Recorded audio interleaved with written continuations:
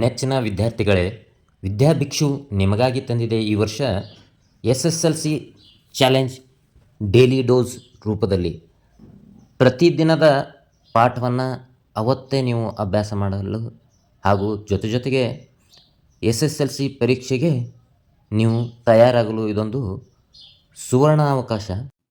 ಒಂದು ಜಮೀನಿಗೆ ಕೃಷಿ ತಜ್ಞರು ನಿರ್ದಿಷ್ಟ ಪ್ರಮಾಣದ ಸುಣ್ಣವನ್ನು ಸೇರಿಸಲು ಸಲಹೆ ನೀಡಿದ್ದಾರೆ. ಇದಕ್ಕೆ ಕಾರಣವೇನು ಇರಬಹುದು, ವಿವರಿಸಿ. ಈ ಪ್ರಶ್ನೆಯನ್ನು ಏಪ್ರಿಲ್ 2020 ಪರೀಕ್ಷೆಗೆ ಕೇಳಿದ್ದಾರೆ. ಉತ್ತರ: ಸಸ್ಯಗಳ ಆರೋಗ್ಯಕರ ಬೆಳವಣಿಗೆಗೆ ನಿರ್ದಿಷ್ಟ pH ವ್ಯಾಪ್ತಿಯ ಅಗತ್ಯವಿದೆ. ಅವನ ಜಮೀನಿನ ಮಣ್ಣು ಆಮ್ಲೀಯವಾಗಿದೆ. ಸುಣ್ಣವು ಪ್ರತ್ಯಾಮ್ಲೀಯ, ಆದ್ದರಿಂದ ಮಣ್ಣಿಗೆ ಸುಣ್ಣವನ್ನು ಸೇರಿಸಿದಾಗ ಅದರ ಆಮ್ಲೀಯತೆ ಕಡಿಮೆಯಾಗುತ್ತದೆ ಅಥವಾ ತಟಸ್ಥಗೊಳ್ಳುತ್ತದೆ. ನಿಮಗೆಲ್ರಿಗೂ ಗೊತ್ತು, 1 ರಿಂದ 7 ಯಾವುದೇ ಒಂದು ಮಣ್ಣು ಅಥವಾ ಯಾವುದೇ ಒಂದು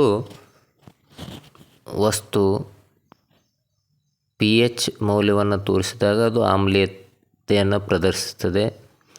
7 ರಿಂದ 14 pH ಮೌಲ್ಯವನ್ನು ಯಾವುದೇ ದ್ರವ ತೋರಿಸಿದಾಗ ಅದು ಪ್ರತ್ಯಾಮ್ಲೀಯತೆಯನ್ನು ತೋರಿಸ್ತದೆ. 4ನೇ ಪ್ರಶ್ನೆ: A, B ಮತ್ತು C ದ್ರಾವಣಗಳ pH ಮೌಲ್ಯಗಳು ಕ್ರಮವಾಗಿ 5, 6 ಮತ್ತು 7 ಆಗಿವೆ. A, B ಮತ್ತು C ದ್ರಾವಣಗಳ pH ಮೌಲ್ಯಗಳು ಕ್ರಮವಾಗಿ 5, 6 ಮತ್ತು 7 ಆಗಿವೆ. ಇವುಗಳಲ್ಲಿ ಅತ್ಯಂತ ಹೆಚ್ಚು ಆಮ್ಲೀಯ ಸ್ವಭಾವವನ್ನು ಹೊಂದಿರುವ ದ್ರಾವಣ ಯಾವುದು?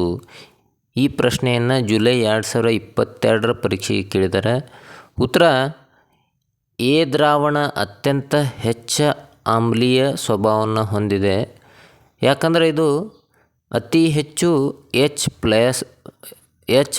ಅಯಾನ್ಗಳನ್ನು ಹೊಂದಿರುವುದರಿಂದ. SSLC ಪರೀಕ್ಷೆಯಲ್ಲಿ 100% ಸಕ್ಸಸ್ ಗಳಿಸೋಕ್ಕೆ ಈಗಲೇ ಸಬ್ಸ್ಕ್ರೈಬ್ ಮಾಡಿ ನಿಮ್ಮ ಯೂಟ್ಯೂಬ್ ಚಾನಲ್ ವಿದ್ಯಾಭಿಕ್ಷುವಿಗೆ.